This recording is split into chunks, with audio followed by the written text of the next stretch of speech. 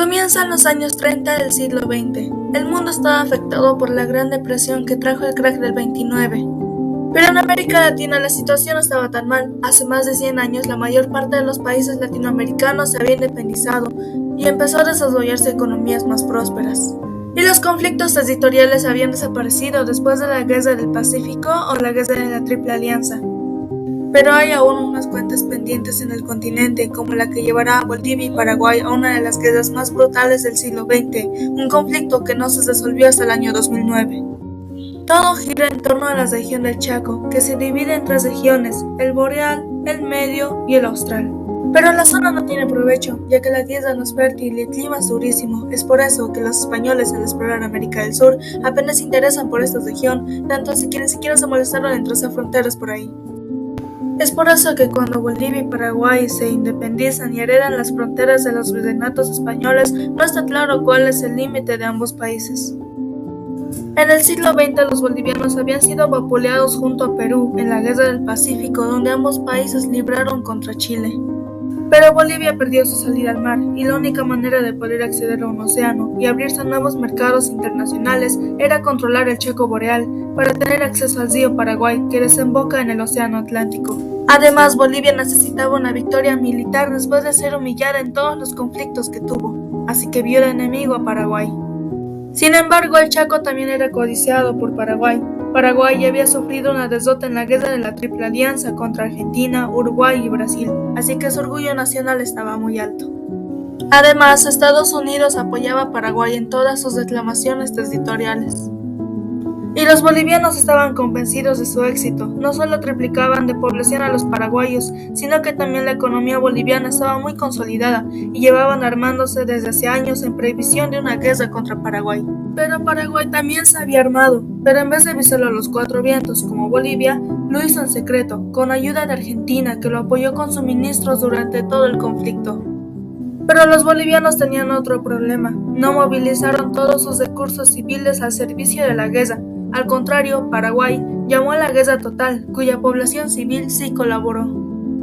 Las hostilidades comenzaron después de que un grupo de soldados bolivianos atacaron el fuerte paraguayo sin que las autoridades bolivianas lo hayan aprobado, así que Paraguay respondió retomando el fuerte, y esta respuesta sirvió como un casus belli para que el presidente boliviano Daniel Salamanca llamara a su pueblo a las armas y tomara 3 fuertes paraguayos.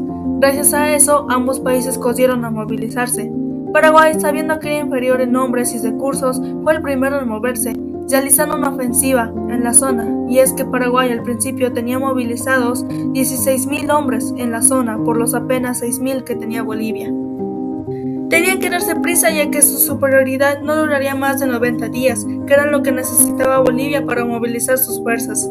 Es así que Paraguay inicia el cerco a Boquerón, un cerco que culminará con la retirada boliviana tras perder al menos 1.500 hombres.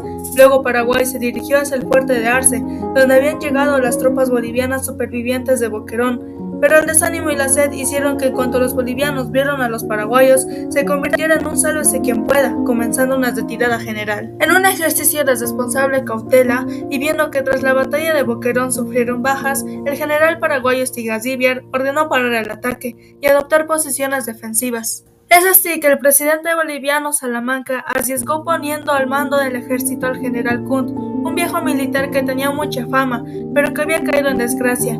Su llegada elevó la moral de la tropa y organizó un ejército de 26.000 hombres para iniciar una ofensiva para recuperar el terreno perdido en el Chaco. Así que los esfuerzos bolivianos se centraron en el fortín de Nanagua, que estaba defendido por 2.500 paraguayos, pero por la falta de agua y suministros tuvieron que retirarse, subiendo bajas importantes, pero más tarde tomaron el fuerte de Alihuata, dando a entender que Bolivia estaría hasta en las últimas, y muchos soldados se daban por vencidos, al punto de disparar contra sus mismas tropas. Eran muy pocos los que querían seguir luchando. Aún así, el ejército de Bolivia intentó avanzar siendo vencido por las primeras líneas de defensas paraguayas.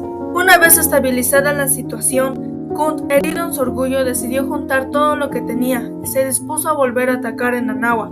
Con todo me refiero a que juntó toda su artillería, aviones y tanques, que en esa época era un lujo de combate, y también una nueva arma que se popularizó en la Segunda Guerra Mundial, el lanzallamas.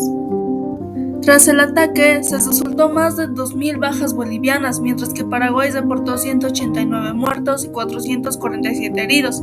Después de la derrota, Paraguay contraatacó, recuperando Alihuata y capturando numerosos soldados, con 2.600 muertos y 7.500 prisioneros bolivianos. El presidente paraguayo pensó que había ganado, pero los bolivianos formaron un nuevo ejército, aunque con escasos recursos. Paraguay continuó su ofensiva y en la batalla de Cañar Strongers, Bolivia logró una victoria. Sin embargo, las victorias paraguayas siguieron y en noviembre de 1934, Paraguay derrotó a Bolivia en la batalla del Carmen, con grandes pérdidas bolivianas.